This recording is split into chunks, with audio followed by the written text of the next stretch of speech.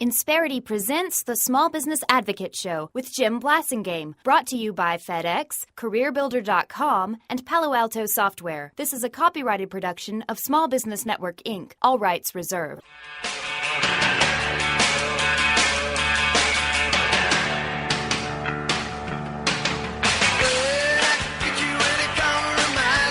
Welcome back. We're rocking and rolling with a little Heartland music there. That's John Mellencamp bringing us back. 7 till. I'm Jim Blasingame.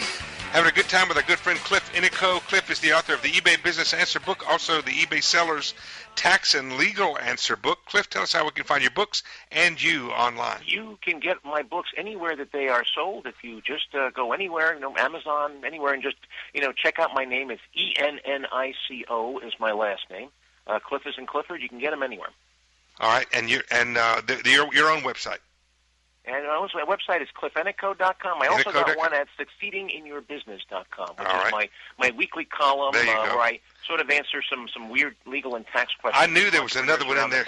I knew there was another one in there somewhere. Okay, you got another tax issue for us. Yeah, and this is one especially for people that are selling online, and also wake up franchises and business opportunity people are going to be hit by this. A growing number of states now are expanding their nexus rules. Now, nexus rules are a set of rules, every state has them, that says when out-of-state businesses can be taxed in that state. If you buy something online, folks, and you're hoping not to pay taxes, and all of a sudden, when you tell them what state you're from, they put your taxes, the state tax on the bill, then that means that company has a nexus in your state, meaning some kind of an outlet or an office or something that makes them a nexus, and that's the reason why you're paying taxes. Exactly. I mean, just because you don't have an office or employees in that state does not mean you don't have to pay taxes there.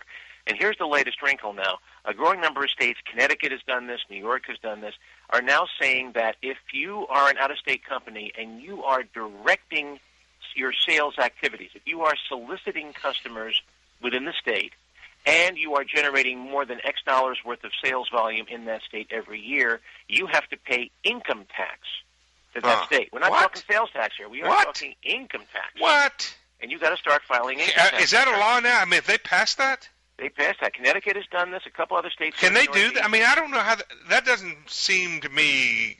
I don't know. Well, that doesn't seem kosher. We could spend a whole hour talking about the Constitution. That doesn't seem kosher to me. But apparently, in at least a couple of states, at least the state Supreme Courts have said that this is constitutional. Basically, the concept is this: if you are direct, so let's say, for example, you are in Missouri and you do a blast email to 50,000 Connecticut residents, and you make $500,000 in revenue from that email blast. You have to file an income tax return in Connecticut, pay Connecticut income tax. Well, now, does that mean that you don't pay taxes in Missouri on that money? Not on. Well, that's see, that's my point. I don't know. This is taxation double jeopardy. Sounds like. Could be. It could possibly lead to double taxation. That's right. But hey, the states. We've talked about this before, Jim. The states are desperate for revenue. Well, and see, their initial tack on this was to go after the sales tax. That's right. And they've been having trouble getting that passed because there's 7,200 tax jurisdictions in the United States. That's right. And there's no way that anybody can keep. Nobody could do that. So this is the way the states are getting around that, isn't it? They're getting around it, and they're doing it by saying, and it's kind of cute in a way, we're not taxing the sale. We're taxing the use of the sold item within our state, which is constitutional. We're not taxing because the people buying it are really supposed to pay tax on that. They are.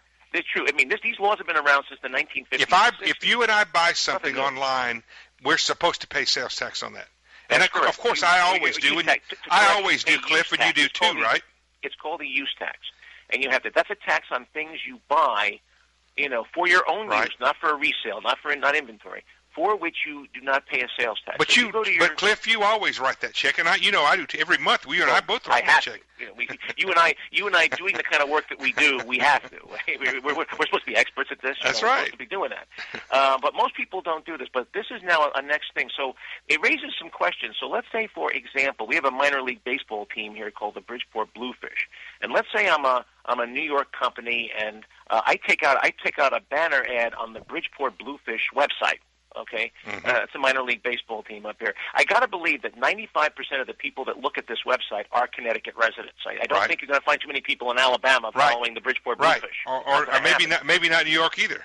Yeah, exactly. So my question is, are you directing your sales and marketing efforts to the state of Connecticut by taking out that banner ad? I mean, it leads to those kinds of questions. Whenever you find yourself advertising, doing stuff in other states, you're going to have to start thinking about this now. There's going to have to be a national conversation about this, Cliff. There is. Because the internet, see now these states are starting to act like China. You know what I mean? They're trying, and some of the European countries trying to control. The internet has no borders, ladies and gentlemen. There's going to have to be a national conversation about this. This will wind up being a Supreme Court thing, and the government will have to get involved. Eventually. Cliff, I got to wrap it up. Give us your website quickly. Do, and it's always a pleasure, Jim. CliffEnnico.com. Thanks, Cliff. See you here. See you next time. Quick break. Actually, no, I got to go for this. Time flies when you're having fun. I'll see you later. Insperity presents the Small Business Advocate Show with Jim Blasingame, brought to you by FedEx, CareerBuilder.com, and Palo Alto Software. This is a copyrighted production of Small Business Network, Inc., intended for the private use of our audience. Except as otherwise provided by copyright law, all other copying, redistribution, or publication without prior written consent is prohibited. All rights reserved. Prohibited. All rights reserved. Prohibited.